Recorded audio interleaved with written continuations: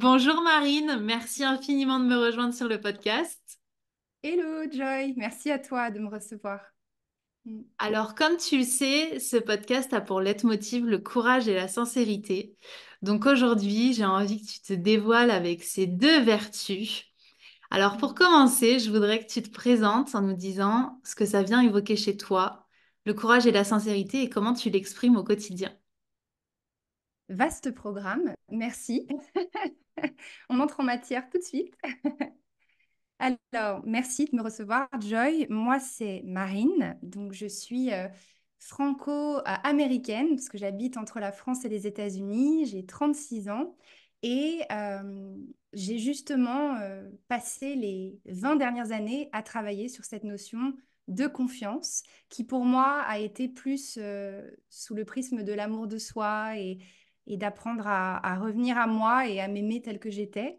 Et le prisme aussi de l'authenticité. Tu me disais, euh, vraiment c'est ça, c'est comment je peux être le plus authentique possible. Et c'est pas toujours facile parce que dans ma vie, j'ai porté beaucoup de masques pendant longtemps. Je me suis beaucoup adaptée. J'ai voulu beaucoup me prouver. Et donc, voilà, toute une partie de ma vie teintée par beaucoup de symptômes et de mots à plein de niveaux à cause de ça. Donc, mon parcours est assez atypique. J'ai grandi en France et je suis partie très jeune aux États-Unis euh, pour faire mon master et je suis jamais revenue. J'ai une première partie de carrière en tant que salariée dans une grosse boîte à New York. Je travaillais pour des chefs français et donc je faisais leur management, direction des opérations pour ouvrir des nouvelles locations sur la côte est d'abord et ensuite sur la côte ouest. Et depuis le Covid, un revirement personnel et professionnel. Et aujourd'hui, je suis entrepreneur, cofondatrice de Mon Human Design et j'ai lancé un projet de cœur. Voilà, en quelques mots. Et on va évidemment parler de de ce très bel outil qu'est l'Human Design. Mais déjà, je voudrais rebondir sur ce que tu nous partages. Pour toi, la confiance, c'est donc un gage de courage. La confiance, c'est avant tout, je pense, une sécurité émotionnelle. Tu vois, d'avoir suffisamment reconnecté à soi, parce que moi, pour moi, la confiance avant, dans mon prisme d'avant, venait de l'extérieur. Il fallait que je sois moi validée et que l'autre m'apporte des choses que je me sente en confiance. Et ce que j'ai travaillé ces dernières années, ça a été, en fait, de te sentir en confiance, ça ne peut venir que de l'intérieur de toi. Donc, qu'est-ce qui se joue pour que tu sois constamment dans un sentiment de potentiellement rejet, abandon, pardon, ou de peur, ou... Et donc, je créais une fréquence qui, du coup, générait des problèmes de confiance, que ce soit dans un couple ou dans mon travail. Et j'étais constamment challengée là-dessus. Donc, pour moi, la confiance, c'est déjà d'avoir un ancrage en soi et de se dire, c'est bon, j'ai quand même réussi à reconnecter à l'amour de soi. Et plus tu te crées une sécurité émotionnelle pour toi-même, plus après, tu te rends compte que tu attires à toi des gens qui sont sur cette fréquence-là. Voilà, je ne sais pas si la réponse te parle, mais c'est ce que j'avais envie de répondre. Mm. Si, ce que j'entends, c'est que finalement, cette reconnexion à toi, d'un point de vue intérieur, fait que ça te permet de développer ce courage aussi que de peut-être dire non à des choses que tu as rencontrées, répétées aussi par des Mm. schémas que tu avais avant. Est-ce que c'est ça que tu voulais dire? C'est exactement ça. Et puis, c'est de revenir, de redevenir sa propre autorité. Et on en parlera, c'est vraiment là où il y a eu un avant-après découverte de mon Human Design, justement, parce que je me suis enfin retrouvée face à moi-même et j'ai pu faire un état des lieux et me dire, mais ça vient pas de l'extérieur, en fait, ça va venir de moi. Pourquoi je me sens comme ça? Et aller détricoter des croyances. Donc oui, ça demande du courage de dire, la confiance, en fait, c'est ma propre source avant tout. Et j'ai pas besoin de la chercher à l'extérieur et d'être constamment déçue. En tout cas, c'était mon prisme, tu vois. Donc c'est tout à fait ça. Mm.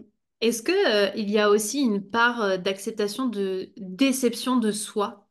Parce que Mm. finalement, tu romps avec une certaine version de toi avant qu'à Ouais. fonctionner et que Mm. tu découvres, peut-être grâce à l'human design ou à autre chose, qu'il va falloir Mm. fonctionner différemment.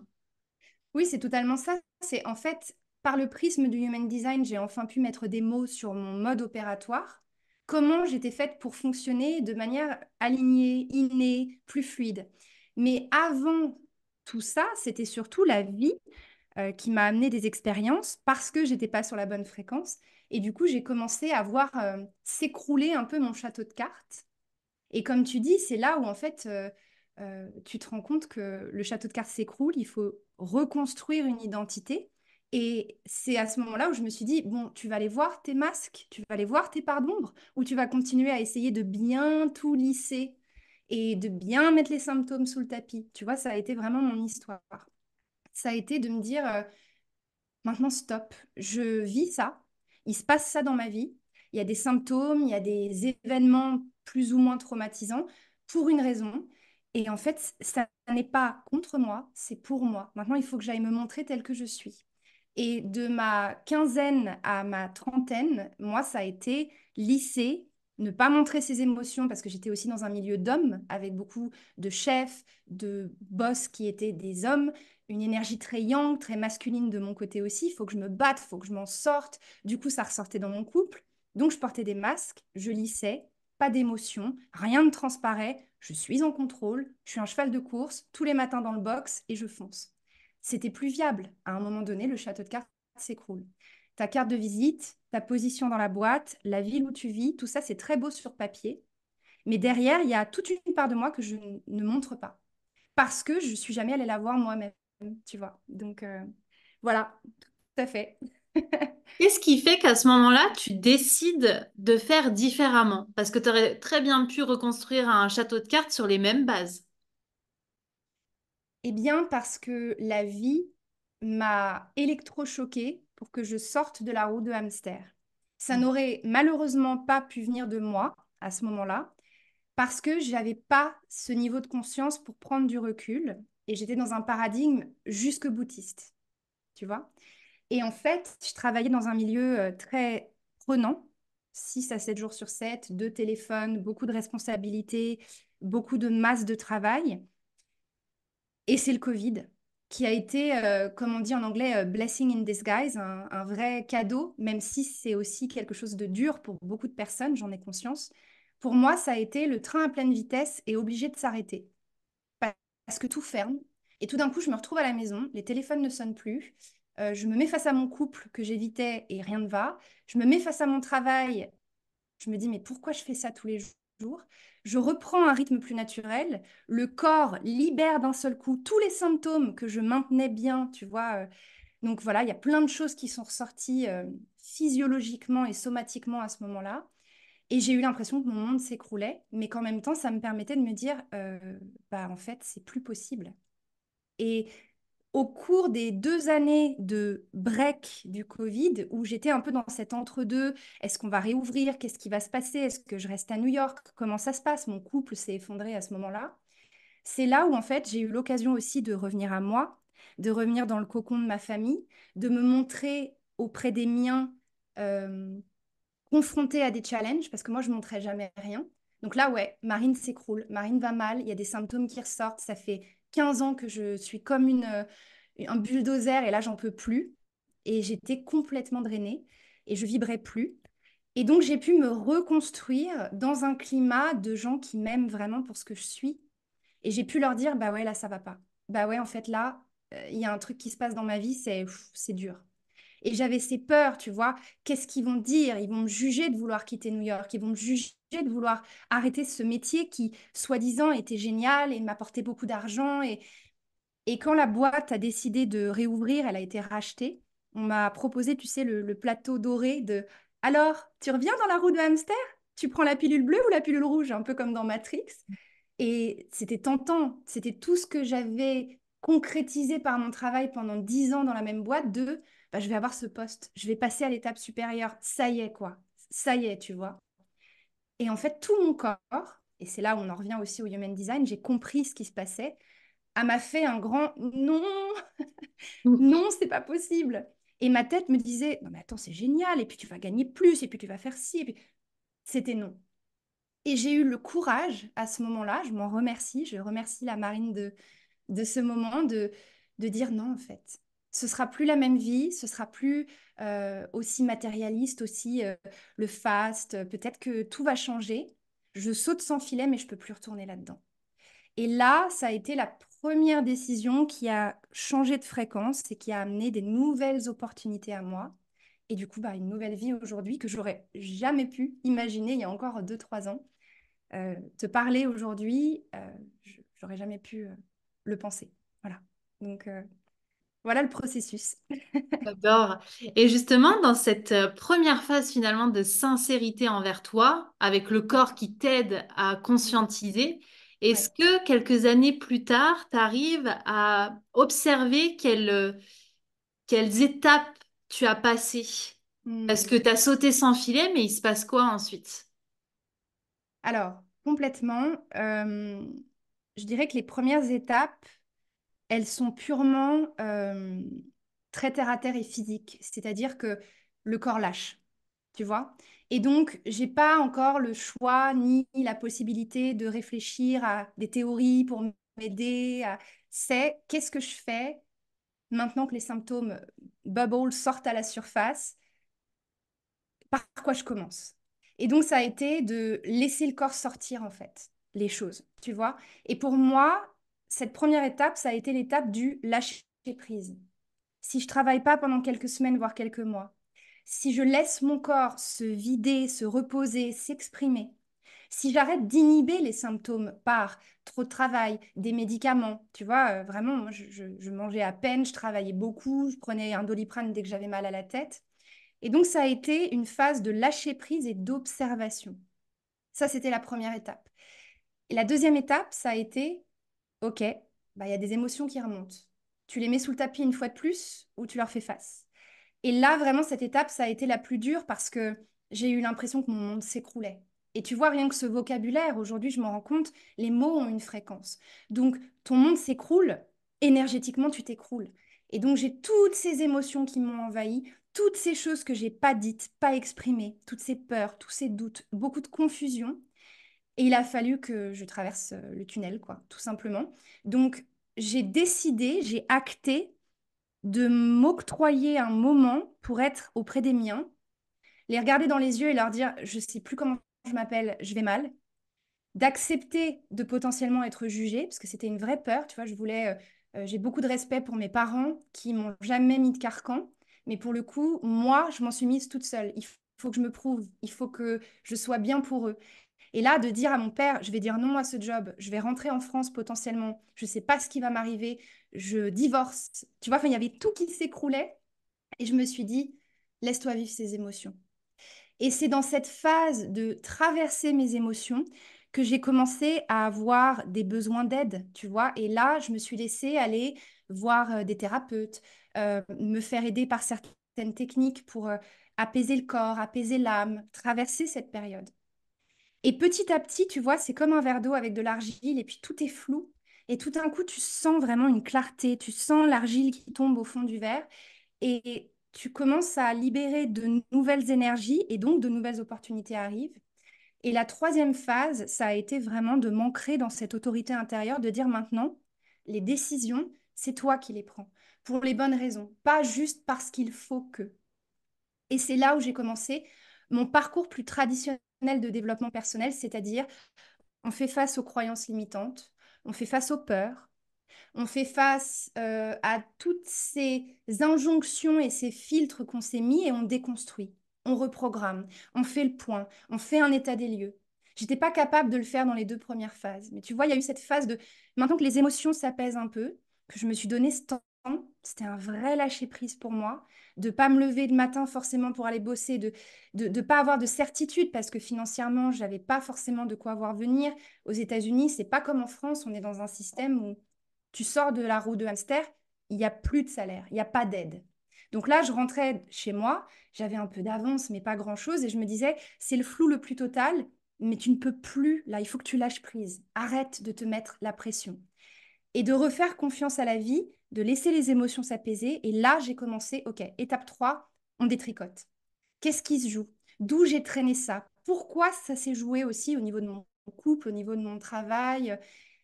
Et donc, bah, j'y suis allée. Connaissance de soi, détricoter les croyances, travailler sur mes peurs, accepter et intégrer mes parts d'ombre. Ça a été la troisième étape. Et seulement après tout ça, et il y a eu plein de choses entre, hein, des décisions, des mauvaises ou des bonnes décisions, bref. Mais c'est au fil de cette troisième étape que c'est dessiné. Plus je lâchais prise, plus je montrais qui j'étais pleinement, plus des gens entraient dans ma vie, des opportunités entraient dans ma vie qui me guidaient vers la prochaine étape. Et c'est après où du coup j'ai commencé à me dire, bah maintenant tu peux décider. Parce que tu es vraiment acteur, actrice de ta vie.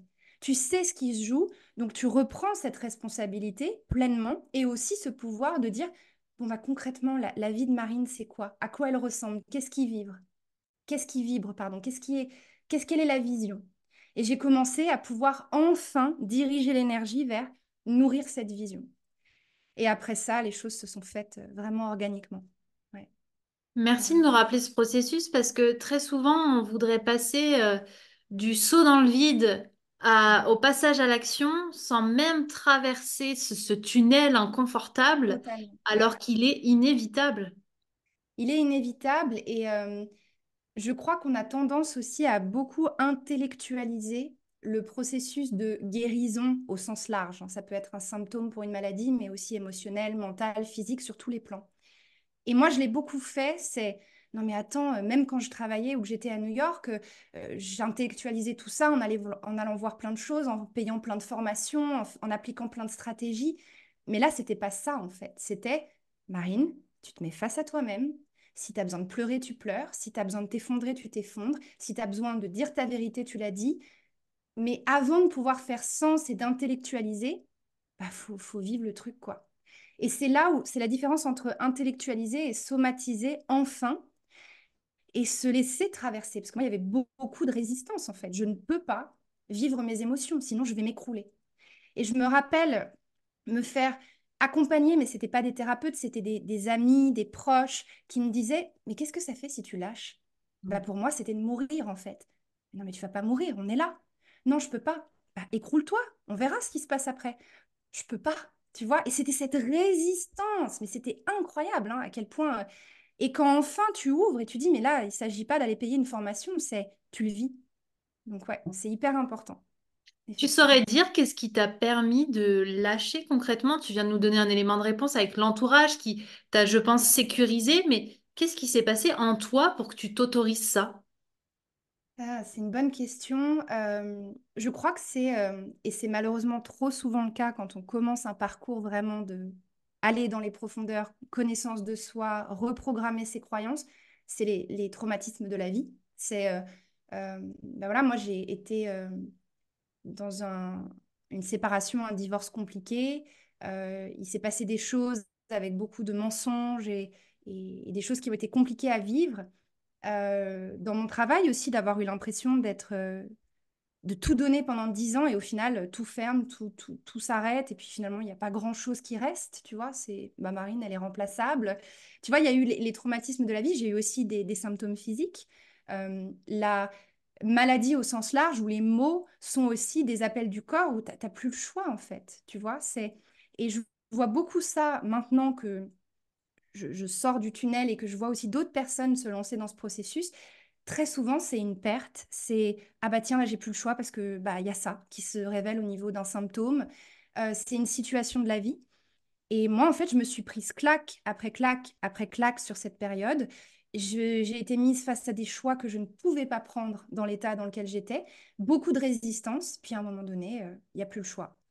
Je ne sais pas trop quoi te répondre d'autre. C'est de ce dont je me rappelle, c'est vraiment lâche, quoi. Parce que des symptômes apparaissent et ça te coupe un peu l'herbe sous le pied. Tu vois, il n'y a plus de retour en arrière. Là, tu n'as plus le choix, tu as attendu, tu as résisté. Maintenant, bah, tu peux plus te lever ou alors tu peux plus manger correctement. Ou tu vois, il y a plein de symptômes qui peuvent se révéler. Voilà. Donc, Je pense qu'on est beaucoup dans ce cas-là, comme tu le partageais, à être jusqu'au boutiste. J'ai pas la réponse à la question que je vais te poser, mais est-ce que vraiment faut toujours attendre de se prendre maintes et maintes claques pour pouvoir réagir? Ou alors est-ce qu'il y a une possibilité de faire autrement, comme de la prévention, comme on le mm, ferait pour notre santé? Est-ce qu'on peut mm. pas le faire aussi pour nos changements de vie profonds? C'est une très bonne question et je comprends que tu n'aies pas la réponse parce qu'en fait, je crois, ce que j'ai envie de te répondre, c'est qu'on est en train de vivre un changement de paradigme à l'échelle personnelle, à l'échelle aussi des entreprises, du collectif. Et ça me donne beaucoup d'espoir parce que de ma génération, on n'avait pas autant de développement personnel, d'accès à toutes ces formations en ligne, des réseaux aussi qui véhiculent de l'espoir, du changement, des nouvelles voies. Et moi, je crois aujourd'hui profondément en la prévention globale et en l'approche holistique du vivant, mais pas au sens galvaudé où tout le monde dit ah, moi je suis holistique, moi oui. Non, c'est vivre une vie vraiment dans une dimension intégrative. Et en fait, il faut pas grand-chose, il faut juste qu'on se rende compte individuellement et collectivement, on est complètement coupé du vivant, complètement coupé de nous-mêmes du coup. Donc, moi, tu vois, ces dernières années, j'ai eu la chance de beaucoup étudier le taoïsme, la santé holistique, mais au sens large, dans plein de modalités différentes. Et aujourd'hui, ma vie, elle est profondément holistique. On change de paradigme, on en parle plus. Tu as un problème, tu ne sprays pas un truc pour faire disparaître le problème, tu regardes le système dans lequel le problème se déploie et tu te dis, ah, bah, il n'y a pas de luminosité, la fenêtre n'est pas ouverte, il n'y a pas d'air, il n'y a pas de lumière, on va rééquilibrer le système. C'est de revenir à une forme de je suis un système dans le système, je me resynchronise au vivant. Donc, pour répondre à ta question, j'ai cet espoir que comme on vit ce nouveau paradigme, on a un vrai changement des consciences à plein de niveaux. Je pense que les générations d'aujourd'hui, de demain, vont beaucoup plus être amenées à en entendre parler. Attends, t'as pas besoin d'aller jusqu'à te taper la tête contre le bocal et t'exploser la tête pour te dire maintenant j'ai plus le choix. Moi, je l'ai vécu comme ça, malheureusement, j'ai envie de dire, mais j'ai espoir que par toi, par moi, par nous, par toutes ces personnes qui commencent à appliquer ce nouveau paradigme, on puisse dire aux gens euh, reviens à toi, écoute-toi, fais ce qui vibre pour toi, reconnais ce fonctionnement inné, et donc il y a beaucoup plus de prévention, complètement. Je te rejoins totalement parce qu'en fait, il y a comme une sorte de groupe pionnier qui Mm. s'est peut-être pris des parpaings dans la tronche, mais qui va servir d'exemple pour éviter que les autres aussi passent par ce chemin-là. Et Complètement, que c'est une vraie éducation à rétablir parce qu'on complètement. a oublié de comment on fonctionnait. Mm. Et c'est là où je fais la transition avec l'human design. Est-ce que c'est l'human design qui t'a permis ça, de te reconnecter à toi, ou est-ce que tu l'as fait par d'autres façons avant? Alors, c'est intéressant, je me suis posé la question récemment. Jusqu'à ce que je sois mise face à mon design, à moi, je n'avais jamais eu autant cette impression de avant-après. C'est bon, là, j'ai des choses actionnables. Tu vois, je peux. C'était un raccourci pour moi, le human design. Je dirais par contre que avant d'être exposée à cette pratique, j'avais commencé parce que même étant complètement enterrée dans ma roue de hamster à New York, à bosser 6 jours sur 7, le peu d'échappatoire que j'avais les moyens à ce moment-là. Donc, je faisais un peu une boulimie de me former avec les meilleurs, parce qu'en plus, j'ai eu cette chance à New York, il y avait toutes ces personnes que j'admirais. Allez, je me paye un programme. Allez, je me forme. Et moi, j'adore aller jusqu'au bout des choses. Donc, je me suis retrouvée certifiée dans plein de trucs pour moi-même, mais je n'avais pas la maturité et le niveau de conscience pour l'appliquer pour moi. C'était très intellectuel, encore une fois. C'était, ah oui, moi, je me suis formée au Reiki. Ah oui, moi, j'ai fait l'énergétique avec John Amaral. Ah, je suis formée au mouvement, à la danse de machin, de trucs. Super. Concrètement, ça veut dire quoi? Ah non, mais ça m'aide, hein, je vous jure. OK. Et le human design, ça m'a percuté de plein fouet parce que c'est arrivé dans ma vie d'une façon un peu serendipity à une soirée boulot où une personne m'a regardé et m'a dit ah, tu connais l'human design? Ah, toi, t'es générateur. Alors, t'as ci, t'as ça. Et puis, je l'ai regardé, j'ai dit, mais qu'est-ce qu'il raconte? Et en même temps, j'ai senti dans mon estomac, mais comment il sait ça de moi, en fait? Et donc, de prendre cet outil tout de suite, tu vois, avec ce recul de, il y a un truc là qui résonne énormément, c'est hyper actionnable, je vais creuser. Donc, je me suis formée, je me suis certifiée, enfin, tu vois, Et, euh, et au final, c'est tellement concret quand on ne se laisse pas enfermer dans un nouveau carcan. Parce que l'human design peut être très obscur, peut être très perché, peut être très, oh, c'est réservé à des érudits. Alors qu'en fait, moi, je l'utilise comme un outil de, non, non, le human design, c'est, t'es comme ça, à l'état le plus naturel, et t'as pas besoin de faire quoi que ce soit, t'as pas besoin de croire en quoi que ce soit, mais pour le coup, ça te donne un énorme raccourci vers ton être, vers ton fonctionnement inné. Et ça te permet de tout de suite reprendre cette position de je suis mon autorité, je reprends mon pouvoir personnel, parce qu'en fait, je comprends ce qui se joue. Après, libre à moi de dire, bah, quand je fais un état des lieux, je fonctionne comme ça. Là, sur ce plan-là, je fonctionne pas comme ça. Je garde, je laisse, tu vois. Et en fait, ça a été ultra concret, ultra actionnable. Donc, de tous les outils que j'ai pu utiliser, pour moi, ça a été l'avant-après Human Design.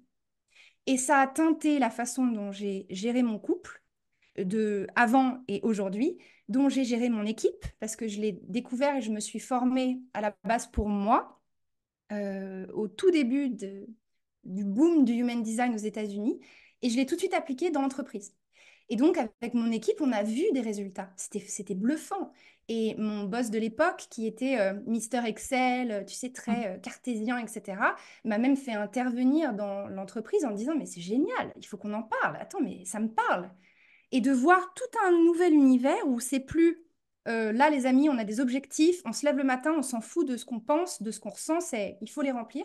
Oui, mais on est des individus. Et j'ai commencé à amener ça dans mon équipe. Et en fait, à l'appliquer pour moi, dans mes consultings, dans mon travail, etc., je me suis dit, mais c'est tellement bluffant.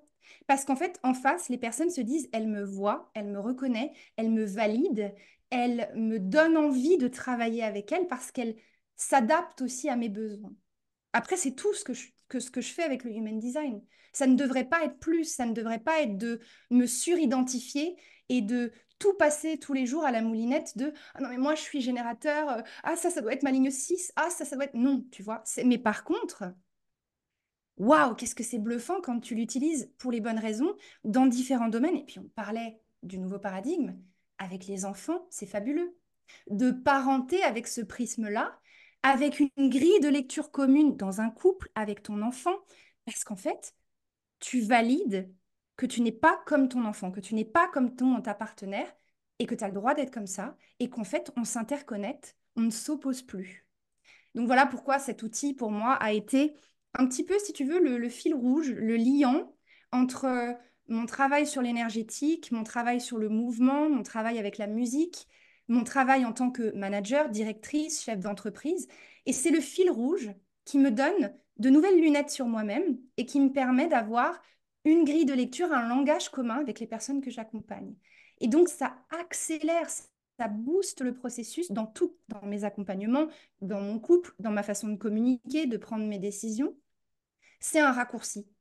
Mode opératoire, guide d'utilisation, très concret. Tu prends pas, ça résonne pas, ça c'est à toi de voir. Mais au moins, tout est là. Tu vois, donc c'est vraiment comme ça que j'ai utilisé l'outil. Merci de rappeler que tout peut rester au niveau intellectuel sans Mm. application dans la vraie vie. Et moi, j'aime bien l'exemple de la cuisine, où on pourrait Ouais, lire énormément de livres de cuisine, mais si on reste juste à la lecture de ces livres, on ne sait pas plus cuisiner. Et pour moi, totalement. tous les outils qu'on nous propose pour justement développer notre conscience, notre connaissance de nous-mêmes, peut rester à ce niveau intellectuel, peut Ouais, rester à ce niveau de savoir, juste de connaissance. tout à Alors que fait. l'idée, c'est de réincarner Mm. ce qui nous parle, ce qui Mm. nous fait vibrer, ce qui va nous permettre en fait de nous ouvrir à une perspective nouvelle. Et comme tu le disais, ça a été un fil rouge, une nouvelle paire de lunettes. Et je crois qu'à partir du moment où dans ton cerveau, dans ton âme, enfin voilà, appelons-le comme on veut, il y a eu ce déclic où tu as compris que tout était interconnecté, tu peux Ouais, plus faire autrement, tu peux plus revenir en arrière, c'est pas ouais. possible. Ouais, et puis tu vois, alors très bon exemple de la cuisine. En fait, moi, le maître mot, c'est validation. C'est-à-dire, tu peux te rassurer avec une recette de cuisine et te dire que ta mère, ta grand-mère, ton arrière-grand-mère, le super chef à la télé a fait cette recette. Mais tant que tu l'as pas fait, que tu n'as pas mis les mains dans la pâte, que tu n'as pas décidé, bah moi, j'aime pas trop ça, je vais mettre moins de sel, je vais mettre plus de ci, je vais mettre plus de ça. Au final, la recette, ça n'est qu'un guide extérieur, tu vois. Et en fait, mon parcours à moi, ça a été de revenir de l'extérieur à l'intérieur parce que j'étais constamment en recherche de validation extérieure. Donc, comment je dois m'adapter? Quel masque je dois porter? Qu'est-ce que je dois lisser? Qu'est-ce qui va plaire? Et le human design m'a fait simplement, mais en fait, c'est complètement moi, ça. J'ai le droit d'être moi. Tu vois, ça pourrait se résumer à ça. Et c'est la magie qui opère quand même les plus sceptiques que j'accompagne en séance me disent, ouais, ok, bon. Et dès que je commence à leur parler, je leur dis, ok, relâche. On est dans l'énergie là. Donc, laisse-moi te présenter quelque chose. Si ça résonne, tant mieux. Si ça résonne pas, tant pis. Et de les voir, tu sais, très, ok. Et puis tout d'un coup, ah, ah, mais oui, ça m'est arrivé. Et tu vois le corps qui... Validation. Et tu parlais d'autorité intérieure, notamment. C'est ça, en fait, c'est de dire, je prends ce qui m'est proposé de l'extérieur, que ce soit des stratégies marketing, des outils de productivité, des théories, une recette, que sais-je, et je me dis, ok, mais je le passe au filtre de qu'est-ce qui se passe dans mon corps, mon autorité, qu'est-ce qui se joue en moi. Et comme je sais comment j'opère, parce qu'en Human Design, on a tous une autorité différente qui vient du corps, qui nous envoie des signaux, ah bah là, c'est un grand oui. Là, il y a un truc qui n'est pas aligné. Du coup, tu peux prendre tout ce que tu veux, mais ça passe dans ton corps et ça ressort. Je donne mon énergie en conscience. En fait, pour moi, c'est la clé de tout, tu vois. Donc, il y a à la fois ce côté langage commun, prisme commun, grille de lecture commune qui finalement change tout parce que dans des interactions humaines, il y a qu'est-ce qui se passe? Il y a forcément de l'ego, tu vois. Donc, tu parles à ton partenaire ou ta partenaire, tu parles à ton collègue. Moi, Marine, je pense que ah, tu me juges, ah, tu m'aimes pas comme je suis, ah, mais t'as pas raison, ah, c'est moi qui ai tort. Le human design, c'est juste de dire, bah, en fait, c'est écrit là, est-ce qu'on peut en parler? C'est intéressant. T'as vu, on est complémentaires et waouh, il y a une vraie ouverture. Et l'autre aspect du human design, c'est comme tu l'as dit, je filtre tout au travers de mon autorité. Je sais comment je fonctionne. Je sais ce qui est bon pour moi. Donc, je vais pouvoir décider en conscience. Ça ne veut pas dire je ne prends plus aucun élément extérieur, c'est je le prends, mais je décide. Je me dis pas, tiens, je ne comprends pas. J'ai essayé ça, j'ai payé cette formation, j'ai mis en place cette stratégie, ça marche pas pour moi, c'est moi qui suis nulle, c'est moi qui suis faible, c'est moi qui suis incapable. Et moi, je l'ai beaucoup fait. Dans mon travail, j'étais directrice, alors je mettais en place avec mon équipe des outils de management parce qu'on m'avait dit que je mettais en place des choses qui m'éteignaient, qui contraignaient mon équipe. Puis en fait, quand j'ai eu Human Design, j'ai dit, attends, ah, toi, t'es comment? Toi, tu fonctionnes. Ah, ok, très bien. Ça allait de où on met nos bureaux, dans quelle orientation on est, tu vois, quand on travaille, de l'espace de travail qui convient à chacun, du rôle de chacun, des forces de chacun, des besoins de chacun. Et là, tout d'un coup, c'est mon management style. Et vous, je sais vos besoins, donc on va réajuster. C'est plus Marine qui impose, c'est l'équipe qui se synergise. En fait, c'est magique, quoi. Voilà. Est-ce que tu peux nous expliquer avec tes mots ce qu'est l'outil Human Design? Parce qu'il existe Ouais. énormément d'outils dans le monde de l'entreprise, mais dans le monde aussi du développement personnel qui nous permet Tout à fait. d'apprendre à mieux nous connaître. Qu'est-ce qui le distingue des autres et dans quel domaine de vie on peut l'utiliser, même si déjà tu as distillé quelques infos? Ouais, ouais, ouais, bien sûr. Alors, tu sais à quel point moi je prône le human design appliqué. C'est vraiment ma marque de fabrique, c'est le rendre simple, appliqué, concret. J'ai envie de présenter de manière très large le human design comme un langage de conscience de soi et des autres. Comme je te disais, pour moi, c'est vraiment une grille de lecture commune. Mais à la base, c'est un système qui propose une synthèse de plein d'approches, des systèmes plus contemporains, physique quantique, avancés de l'ADN humain, la biologie, et plus ancestraux. Et en fait, c'est de se rendre compte que toutes ces modalités disent un peu la même chose. Toutes ces approches ont le même fil rouge. Et quand on les juxtapose, eh bien, ça propose une sorte de calcul de mise en avant de ton câblage énergétique, c'est-à-dire au niveau de ton corps, où est-ce que tu produis de l'énergie, tu es activé, infusé, et où est-ce que tu catalyses l'énergie de l'extérieur, où est-ce que tu la prends de ton environnement. Et en fait, on met en lumière la dimension énergétique, c'est la physique quantique hein, qui explose depuis quelques années, c'est de comprendre que on n'est pas contraint par une séquence ADN, par une façon d'être. On peut, grâce à l'énergie, aller bouger des choses en soi, changer aussi la façon dont on voit le monde, guérir des symptômes. C'est vraiment l'approche physique quantique, les Joe Dispenza, les Tony Robbins à l'américaine. Et en fait, c'est de comprendre qu'on n'est pas prédéterminé. Tout est en nous et c'est muable. Donc, pour te donner quelque chose de très concret, on est tous des ampoules avec des formes, des énergies, tu vois, des couleurs, des intensités différentes, mais on est tous animés par le même flux, le même stream d'énergie qui nous anime. Et finalement, ça, c'est notre conscience. On est en vie, on est là. Et ce flux d'énergie, grâce au Human Design, il est visible sur un scan, concrètement, un schéma corporel qui va montrer, OK, quand ce flux d'énergie traverse ton ampoule à toi, Joy, ou mon ampoule à moi, Marine, eh bien, le câblage va faire que j'ai telle ou telle activation, telle ou telle force, tu vois? Et donc, par rapport à d'autres systèmes que j'ai pu notamment utiliser dans le milieu de l'entreprise, le StrengthsFinder, Myers-Briggs, ou toutes ces, tu sais, ces systèmes de typisation qui sont basés finalement sur des réponses à un questionnaire et qui met en jeu le mental, la psychologie, mais aussi l'émotion. Donc, c'est psychologique, c'est à l'instant T, je vais répondre à des questions et il va se passer des trucs et je vais avoir l'élan de répondre ci ou ça. Mais c'est très axé sur le conditionnement de la personne. Tu réponds à des questions en fonction de comment tu as été élevé, dans quelle culture tu as baigné, qu'est-ce que tu as vécu. Le Human Design te dit, nous, on va prendre des données de naissance. Alors parfois, ça peut un petit peu subjuguer, ça peut interpeller. Ok, donc c'est un peu comme en astrologie. Oui, d'une certaine façon, le Human Design est un peu la nouvelle astrologie. C'est même plus complet parce que ça interconnecte d'autres modalités, comme le I Ching chinois, les hexagrammes, la numérologie, l'astrologie également, la Kabbale avec l'arbre de vie, le système des chakras hindous et toutes les avancées de la science moderne, physique quantique et biologie.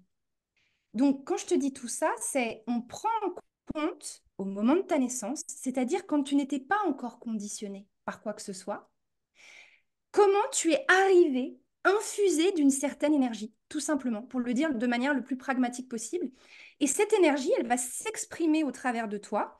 C'est ce qu'on appelle l'aura ou le champ énergétique.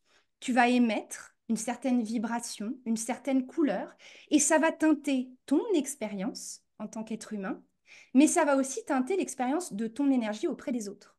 Et c'est ça qu'on apprend en Human Design, c'est qu'est-ce que j'aimais, qu'est-ce que je réceptionne, comment j'impacte, comment je suis impactée.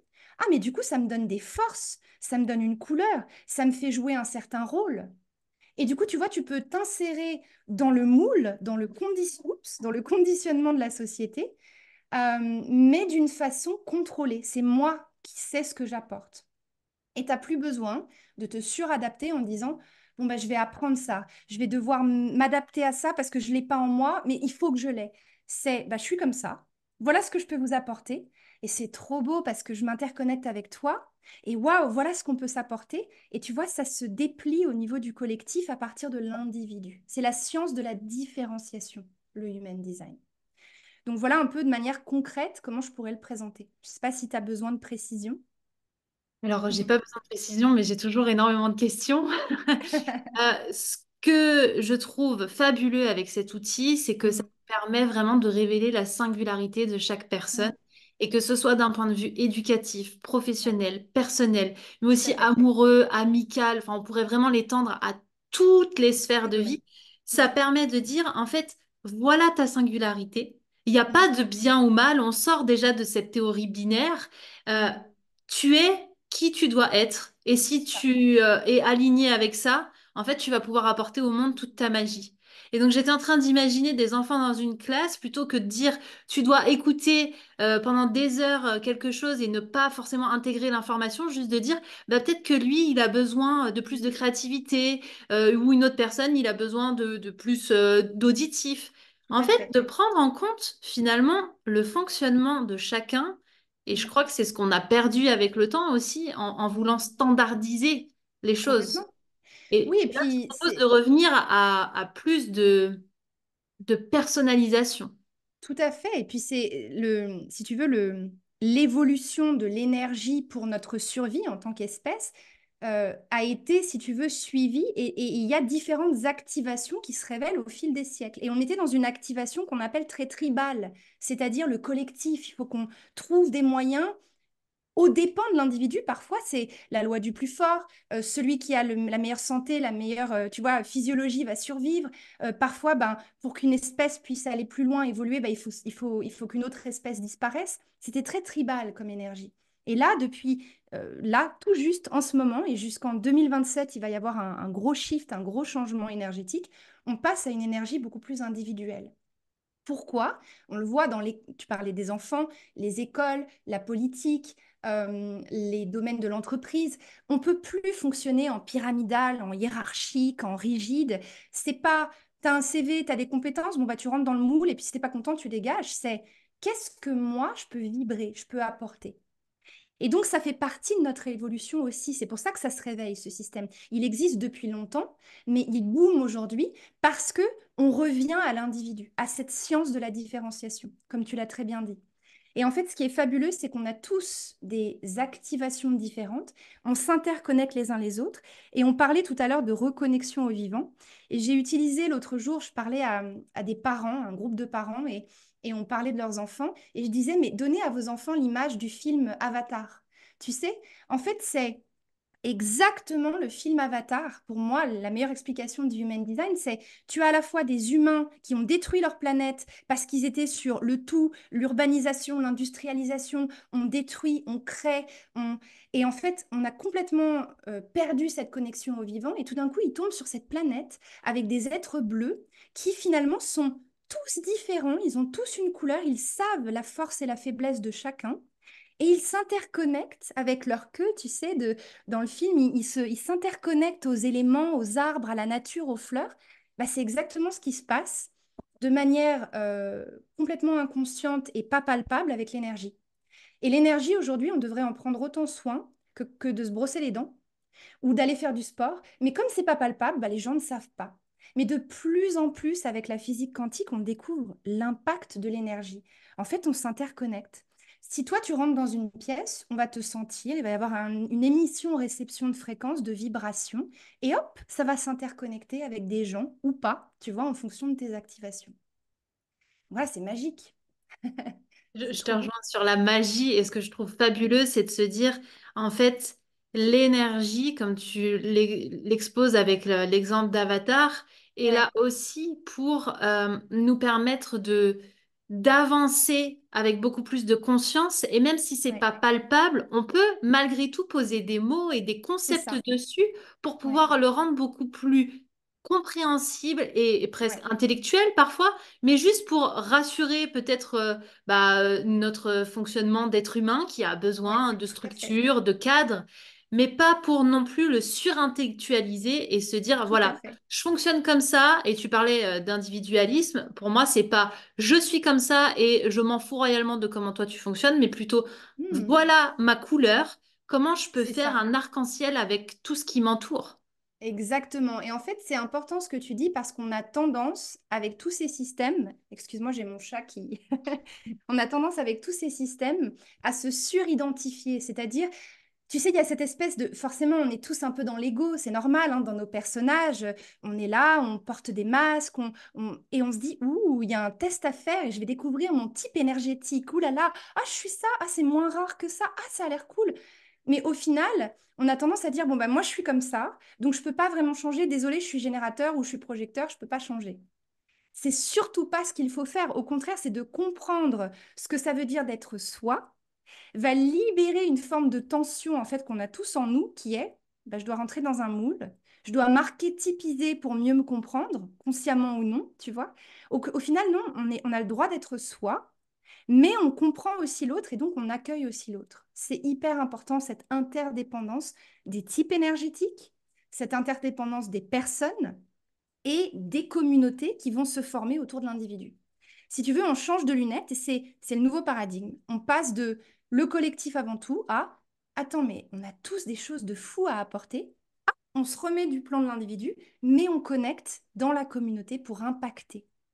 Et en fait, je me rends compte, parce que moi j'étais vraiment dans ce schéma-là, tu vas me dire si ça résonne pour toi, mais j'ai passé les 20 premières années de ma vie, enfin toute ma vingtaine, à essayer de faire l'inverse. C'est-à-dire, je dois rentrer dans ce moule, je veux atteindre ce niveau, je veux être qualifiée de ça, je veux cette carte de visite, tu vois. Et donc à me dire, quoi que je sois, c'est pas grave, je veux me faire accepter par ce monde-là. Et ça en jette. Et c'est un peu, tu vois, le côté faire carrière. Mais qu'est-ce que ça veut dire? Mais moi, je l'ai vécu comme ça. Et quand j'ai découvert mon design, ça a été un peu confrontant pour moi. Parce que je me suis dit, le flow, j'ai pas le temps. En fait, je vais pas gagner ma vie si je suis dans mon flow tout le temps. Bon, bah super, lâcher prise. Ouais, super les gars. Sauf que moi, j'ai du boulot, tu vois. J'étais complètement fermée. Mais ça va beaucoup plus loin, c'est de comprendre, non, non, mais Marine, c'est pas juste d'être en flow, ça veut dire de vraiment se connecter à un nouveau mode de fonctionnement et tu sais que c'est le bon, parce qu'il vibre, parce qu'il résonne. Ça a été très confrontant pour moi au début. Sortir de mon ego. Exactement, sortir de l'ego pour se reconnecter à autre chose en soi qu'on n'aurait Ouais. pas forcément voulu voir avant. Et bien qu'on n'aura pas forcément le temps de rentrer dans les détails de l'human design, et je m'excuse d'avance pour celles et ceux qui nous écoutent s'il y a cette frustration, mais je mettrai tout Oui. dans les commentaires de cet épisode pour que vous puissiez aller l'explorer. Moi, il y avait une question qui était importante, c'est comment on fait quand on a découvert notre human design et qu'en Ouais. fait, on a l'impression d'être totalement à côté. Mm. Alors oui, ça nous parle, mais on l'incarne pas au quotidien. Voire justement, comme tu l'expliquais, on est en résistance de «Ah, mais moi, pas du tout». Mm. Alors, c'est une très, très bonne question et c'est la façon dont j'accompagne toutes les personnes qui, par mois, découvrent l'outil. Pour moi, c'est absolument pas, je découvre mon human design et tout va magiquement va changer par magie, tu vois. Il y a des étapes. Donc, tu découvres ton human design. Déjà, je dis toujours, tu t'intéresses à cet outil quand tu es prêt. Hmm. Ça, soyons clairs. Tu vas jamais aller te pencher vers des outils comme ça si tu n'as pas déjà ce niveau de conscience, ces prises de conscience ou ce besoin, tu vois, qui fait que tu vas t'y intéresser. Tu découvres J'ajouterais ton... même, je me permets, Oui, je t'en aussi le prie. courage d'aller Ouais, changer des choses qui ne ouais, fonctionneraient plus aujourd'hui. Parce que ouais. cette fameuse citation, il faut avoir le courage d'abandonner ce qui nous a rendu malades pour Mm. pouvoir être en bonne santé, Eh s'applique oui. entièrement avec l'human design. Oui, mais du coup, tu vois, c'est intéressant ce que tu dis parce que le courage de faire face à ce que peut-être tu vas découvrir quand tu vas creuser un peu ce qu'il y a sous le tapis, ça demande déjà un niveau de conscience. Et ce niveau de conscience, parfois, il s'acquiert d'une façon vraiment dans la vie, quoi. Tu vois, comme je te disais, bah, tu as vécu un truc dur. Moi, j'ai des amis proches, ils se sont lancés dans ce processus de développement personnel quand ils ont perdu un enfant. Bah, tu vois, c'est à la fois horrible et à la fois tellement beau, tellement beau. Et donc, on va comprendre les croyances par lesquelles on s'était construit. On va comprendre le rôle de son environnement, de ses habitudes. On va comprendre pourquoi on s'est protégé, pourquoi on a eu telle ou telle pensée, telle ou telle émotion, parce qu'on a envie de comprendre. Parce que là, on ne peut plus. C'est fini. Il y a eu trop, tu vois, ça a été trop, excuse-moi du terme, mais merdique pendant longtemps. Il y a deux cas de figure. Soit c'est un choc, comme les amis dont je te parle, soit c'est comme moi, c'est-à-dire je me suis tellement suradaptée et j'ai tellement d'endurance parce qu'en l'occurrence, mon design me donne de l'énergie. Pas de problème, moi, pendant 10 ans dans la route de hamster, t'inquiète pas, je me tape bien la tête contre le bocal. Sauf qu'à un moment donné, c'est plus possible. Et quand au bout d'un moment, tu sens que c'est dur et tu te lèves le matin, il n'y a plus de vibrations, il y a des résistances et ça crée des symptômes, à un moment donné, tu es obligé de te regarder en face.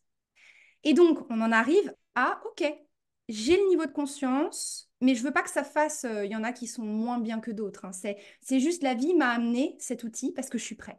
Hmm. Je génère ma charte, c'est la première étape. Et là, je réalise, OK, je suis tel ou tel type. Il y a 5 archétypes énergétiques en Human Design. Et là, tout de suite, le piège, c'est de dire, oh, génial, ça va changer ma vie. Je vais aller creuser tout ce que je peux dans tous les sens. Google, les livres, Internet, je vais acheter une formation, je vais me former. C'est ce que d'ailleurs j'ai fait, en l'occurrence. Et ça n'est que 4, 5, 6 ans plus tard que j'ai commencé à me dire, non, non, maintenant, je commence à l'expérimenter pour de vrai, à l'intégrer.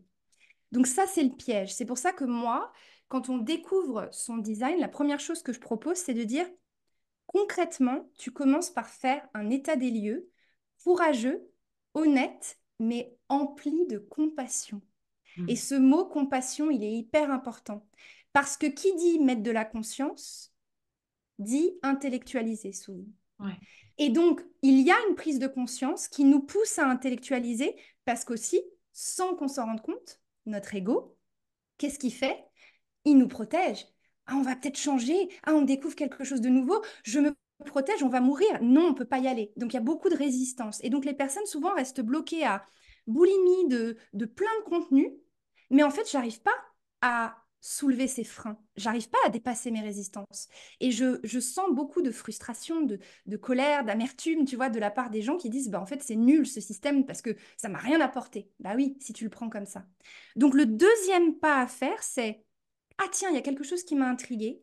Je prends conscience que je suis ce type-là, mais je ne vais pas aller intellectualiser avec beaucoup de compassion. Je vais, et c'est pour ça que je propose des étapes dans la façon dont j'emmène les gens à découvrir leur design, sinon c'est infini. Première étape, ça veut dire quoi d'être ce type-là? Et qu'est-ce que je peux mettre en place pour commencer à sensorialiser mon type? Quelle est ma stratégie? Quel est mon mode de fonctionnement inné? De trouver des ressources appliquées, c'est pour ça que je parle de Human Design appliqué, pour dire, ça veut dire quoi concrètement? Et là, tu fais un état des lieux avec beaucoup de compassion. Ouais, effectivement, là, je fonctionne comme ça, j'opère comme ça en tant que marine aujourd'hui. Et marine, générateur que je viens de découvrir, c'est ça son flow, son fonctionnement naturel. C'est OK que je ne sois pas complètement fluide encore, mais je fais un état des lieux. Et cet état des lieux, il va te permettre en fait de mettre en lumière tout un tas de croyances, de peurs, de résistances, mais aussi de conditionnements très positifs. Bah ouais, je me suis conditionnée dans un système où j'ai un partenaire que j'aime, où j'ai une famille que j'aime, et en fait c'est génial aussi, tu vois. Et je vais prendre un peu de hauteur, et là, mes étapes à moi, c'est j'expérimente, rien n'est figé, va à ton rythme, prends le temps. Je comprends, je digère et j'intègre, deuxième étape, et ensuite je réajuste. Je trouve mon point d'équilibre. Le nouvel équilibre, il ne vient pas au moment où tu découvres que tu es générateur.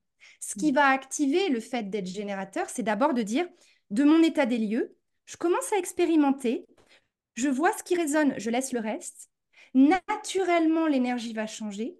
Je vais commencer à comprendre des choses, à mettre en lumière des choses, à digérer des choses. Je réajuste et là, ma vie change. Et c'est ça, tu vois, la manifestation, l'incarnation. Plus on reprogramme des aspects de sa vie, en fait, plus on passe des paliers et plus on va pouvoir dire, bah, on parvient à rendre ce processus beaucoup plus fluide. Et c'est ça la transformation, en fait. Est-ce que Ouais. tu as un Donc moi, exemple c'est ce que pour je dirais. toi de décalage au départ? Après, Ouais, à la découverte de l'human design, tu as commencé à essayer de l'incarner, explorer, ou en fait, tu as suivi ouais. ton cheminement que tu proposes aujourd'hui? Oui, alors tout à fait. Moi, c'était vraiment, alors pour donner mon exemple, je suis générateur. Les générateurs, c'est des personnes qui sont dans le faire, dans le co-créer, dans le bâtir, mais pas dans le faire, je pousse, j'initie et je force les choses. Il y a chez moi, dans mon énergie, un mécanisme interne qui est de me laisser vivre en réponse, dans une forme de flow où c'est OK, je ne pousse rien, je n'initie rien, ça viendra à moi quand je suis dans la bonne fréquence, quand je vibre ce que je fais. Donc il y avait une notion de satisfaction qui m'a sauté aux yeux quand j'ai découvert mon design. Et quand j'ai fait mon état des lieux, je me suis dit, quel est le pourcentage de flow dans mon quotidien? Et j'ai observé vraiment concrètement, OK, une journée type de marine, c'est quoi? Je me lève à 5h30, je me brosse les dents, je m'habille, je fais un peu de sport, je vais dans le métro, j'ai froid, j'ai chaud, j'ai faim, voilà, et je bosse, et je rentre le soir, il est 21h, et seulement à ce moment-là, je m'octroie un moment de flow, soit par un verre de vin rouge et un Netflix, soit par, enfin tu vois. Et je me suis dit, rien que de comprendre cette notion de flow et de me dire que dans ma journée, j'avais pas de malléabilité sur la façon dont je pouvais organiser mes journées. J'avais pas de malléabilité dans la façon dont je pouvais interagir avec les autres. Je ne m'octroyais pas d'espace pour juste être, me recalibrer, me ressentir et être dans mon corps. Et Hmm. surtout, plus de créativité. Mon boulot à moi, c'était résultat, objectif, optimisation, business. Qu'est-ce qui fait qu'on peut gagner plus d'argent en dépensant moins d'argent? Il n'y avait pas de créativité là-dedans. Alors qu'à la base, pourquoi j'ai fait carrière dans ce milieu-là? Je voulais bosser pour des chefs parce que j'étais passionnée de gastronomie, parce que je vibrais l'expérience de les gens rentrent dans mon restaurant et ils se disent waouh, quel bonheur, je vis une expérience. J'étais déconnectée de ça. Donc, concrètement, j'ai aussi remarqué que ça avait influé dans ma vie de couple. On était complètement déconnectés, on vivait à deux vitesses. Lui se levait beaucoup plus tard et rentrait beaucoup plus tard. Moi, je me levais très tôt et je rentrais tôt, mais je dormais tôt. On n'avait plus cette osmose de couple, il n'y avait plus de communication. Et donc là, j'ai eu un moment de, oh là là, toute ma vie va exploser. En fait, je fonctionne à côté de la plaque. Et j'ai eu un temps, pendant quelques mois, où j'ai dit, non mais je veux rien entendre. C'est pas pour moi. Mais ça avait planté une graine. Je m'étais sentie validée. Ça avait résonné. Et petit à petit, je suis revenue à cet état des lieux. J'ai eu le courage de dire, OK, Marine, tu peux pas continuer comme ça. Donc, ça a commencé par, je ne mange plus debout entre deux magasins parce que je cours dans le métro. Je m'assois dans un parc et je prends 30 minutes pour manger. Vous n'êtes pas content? C'est la même chose. J'observe à qui je donne mon énergie au cours de ma journée et comment je peux mettre plus de limites. Je suis désolée, mais moi, je ne peux pas faire 15 trucs en même temps. Donc, je vais prendre un dossier après l'autre, je vais être plus productive et je vais dire non. Je vais dire non quand le dimanche après-midi, tu me demandes de ressortir de chez moi pour venir vérifier un truc en urgence. Je vais mettre un process en place pour me protéger de ces situations. Je ne peux plus vivre comme ça. Ensuite, j'ai mis de la conscience sur ma nourriture, mon alimentation. Et après, j'ai mis de la conscience sur, tiens, j'adore chanter, j'adore danser. Ça fait combien d'années que je ne l'ai pas fait? Hmm.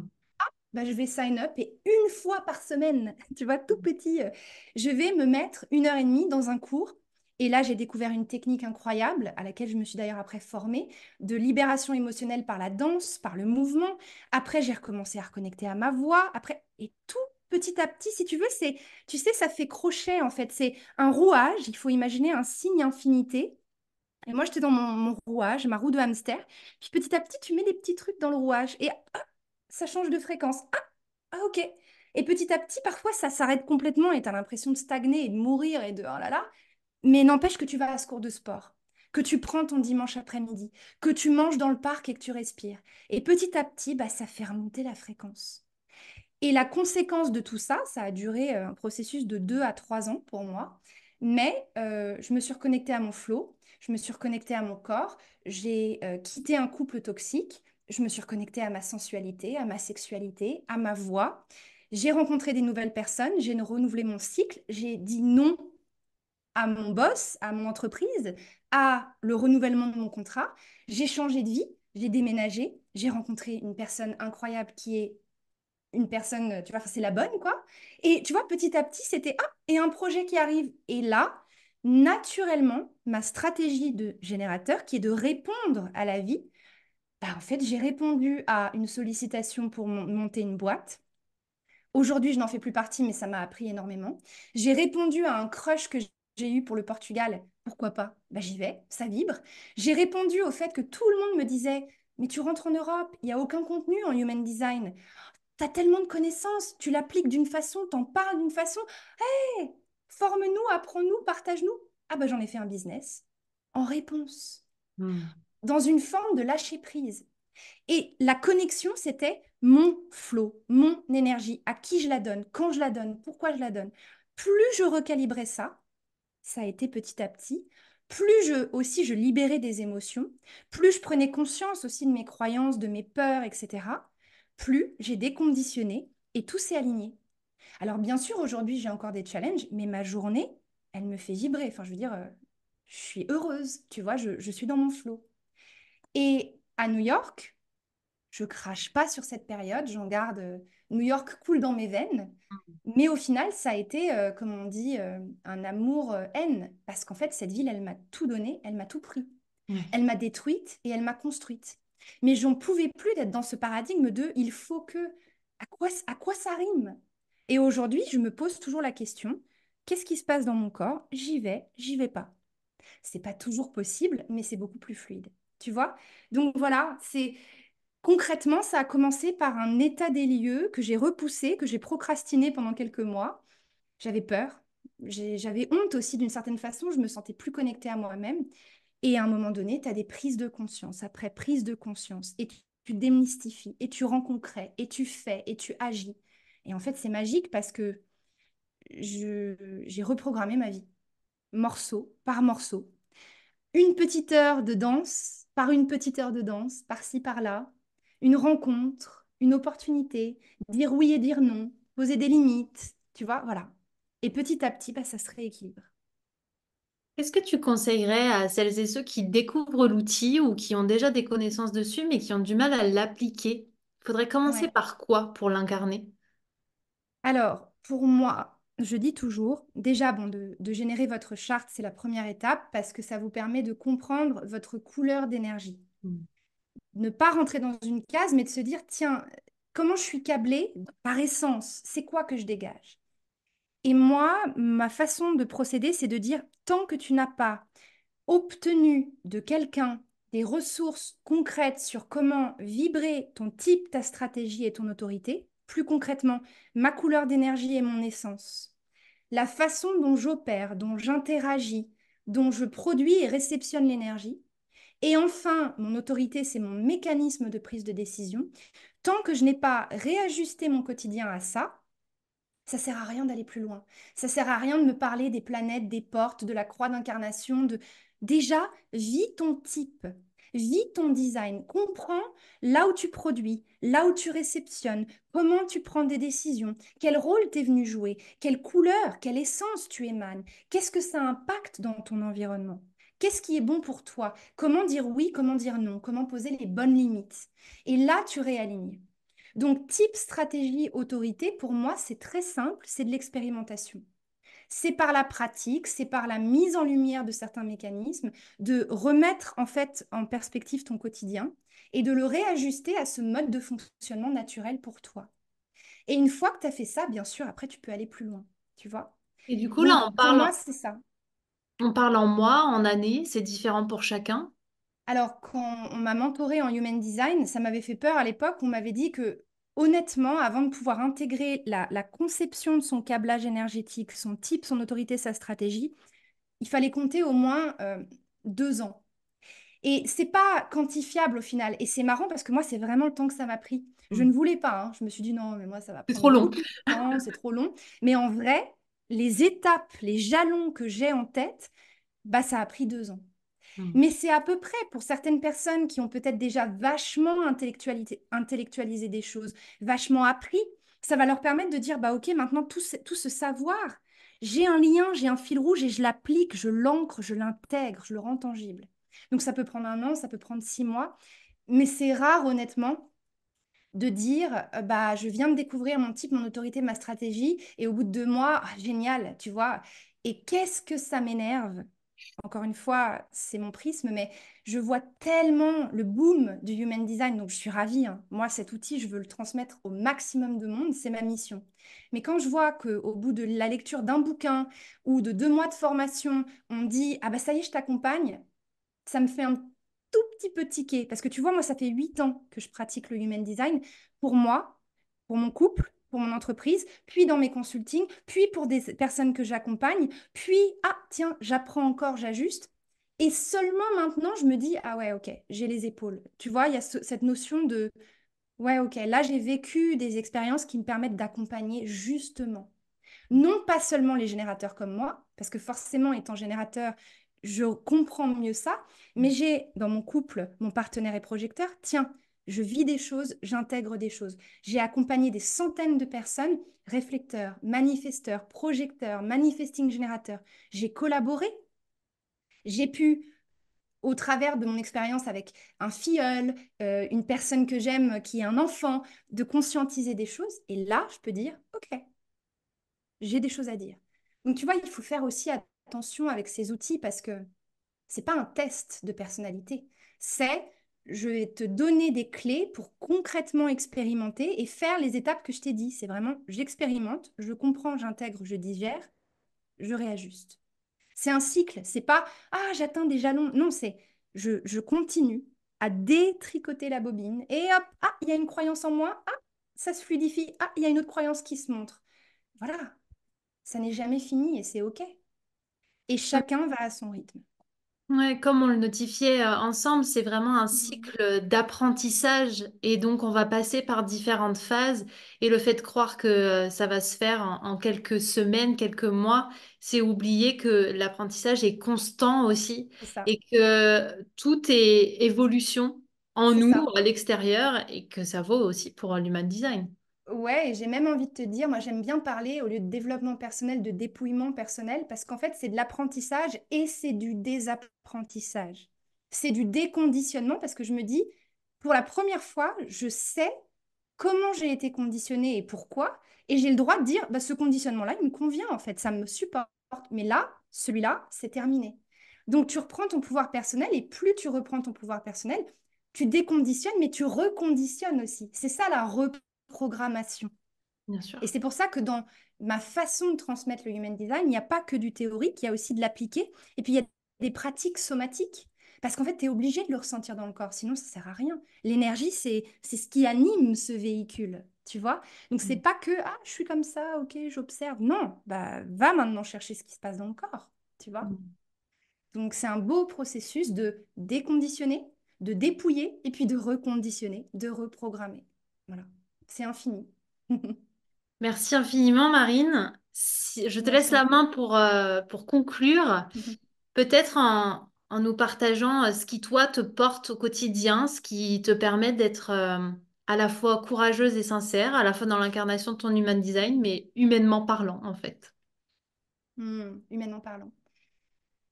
Courageuse et sincère en me rappelant tous les jours que c'est OK de montrer toutes mes cartes, tu vois. Et je suis ça et ça. Je suis pas ça ou ça. Et ce et au lieu du ou a changé ma vie. Et je vois encore des choses qui se jouent et je me dis, c'est OK, c'est toi aussi. Parfois, tu peux être comme ça. C'est OK, accepte-le. Et plus je l'accepte, plus, si tu veux, c'est plus là, c'est plus très haut et très bas, c'est beaucoup plus ajusté. Et c'est comme ça que je trouve mon tempo, en me répétant tous les jours, je suis ça et ça, c'est OK, en amenant beaucoup de compassion. Et c'est le message que j'aimerais laisser en cette fin de podcast, parce que je sais que c'est important pour toi aussi, c'est une vraie valeur. Au-delà de la conscience, du développement personnel, mettons de la compassion. Parce que moi, ma vie n'a réellement changé que quand je suis revenue dans mon corps, que quand je me suis aimée. Mais vraiment, hein, c'est pas le truc perché, développement personnel, aime-toi. Et non, c'est, je le ressentais dans le corps.